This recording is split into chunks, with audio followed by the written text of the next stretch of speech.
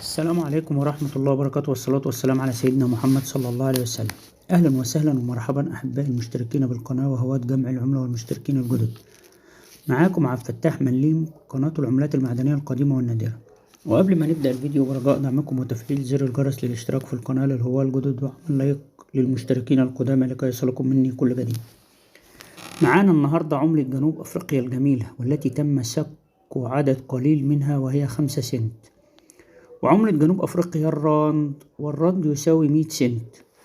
والراند هي تلال المياه البيضاء، حيث اكتشف الذهب في جنوب أفريقيا. والراند يعادل $1 أمريكي، وهي عملة مميزة للهواة في جنوب أفريقيا. ويا رب الفيديو يعجبكم.